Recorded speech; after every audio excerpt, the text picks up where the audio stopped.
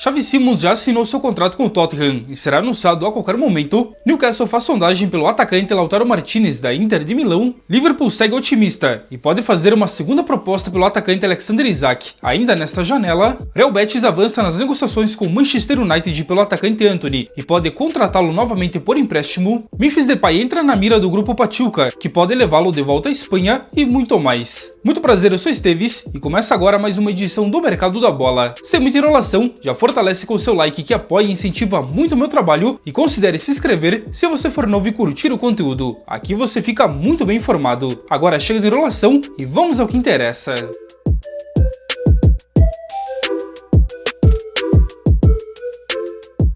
E o Fenerbahçe da Turquia anunciou de forma oficial a demissão do técnico José Mourinho, justamente após a eliminação para o Benfica nos playoffs da Champions League. O português estava no time turco desde maio do ano passado. O AZ Alkmaar lá da Holanda anunciou a contratação do jovem atacante Wesley Patati, de apenas 21 anos. O brasileiro ex-Santos assinou por 5 temporadas e foi comprado junto ao Maccabi Tel Aviv de Israel, a um custo de 7,3 milhões de euros. Rennes da França confirmou o centroavante francês Esteban Lepou, que tem 25 anos. O jogador assinou por 4 temporadas e deixa o Angers, também da França, a um custo de 13 milhões e meio de euros. Ainda na França, o Lille contratou o centroavante marroquino Anzai Gamané, de 22 anos. O contrato é válido por 5 temporadas e ele deixa o Rangers lá da Escócia a um custo de 11 milhões e meio de euros. Sael Kumbed assinou por empréstimo de uma temporada com o Wolfsburg da Alemanha, tendo uma opção de compra após isso. O lateral direito francês de apenas 20 anos pertence ao Lyon da França. Pelo empréstimo, o time alemão já pagou 1 milhão de euros. Lardi Ramazani foi emprestado ao Valência da Espanha por uma temporada. O atacante belga de 24 anos pertence ao Leeds United. Ainda na Espanha, o Mallorca anunciou a contratação do jovem atacante espanhol Jean Virgili, que tem apenas 19 anos e assinou até o meio de 2030. O jogador estava no Barcelona B e custou cerca de 3 milhões de euros. O jovem meio-campista Matheus Fernandes trocou de time no futebol inglês. O português de 21 anos assinou com o West Ham e deixou Southampton a um custo de 44 milhões de euros, mais uma quantia em bonificações e metas. Já vimos as transferências confirmadas, agora é hora de falar de negociações e especulações do mercado. De maneira oficial, o Vasco da Gama desistiu da contratação de Nathan Silva, ex-Atlético Mineiro. O time carioca entendeu que chegou ao seu limite financeiro para contratar o defensor, onde o Pumas do México rejeitou a última proposta, que foi na casa de 5,2 milhões de dólares. O nome então de momento está descartado no Cruz Maltino, foi o que revelou o jornalista Vene Casagrande. Nos últimos dias, as negociações estavam bem avançadas, mas então não houve um acordo na parte econômica. Já o Fortaleza acertou a venda do jovem zagueiro Gustavo Mancha, de apenas 21 anos, para o Olympiacos da Grécia, por algo na casa de 4 milhões e meio de euros fixos e podendo render mais 500 mil euros em bonificações. O contrato do jogador com o time grego será válido por 4 temporadas e o Leão do PC manterá ainda cerca de 15% dos direitos econômicos, visando uma futura negociação. A informação é do Diário do Nordeste. O Pumas do México sinalizou interesse no atacante Christian Pavón, que pertence atualmente ao Grêmio.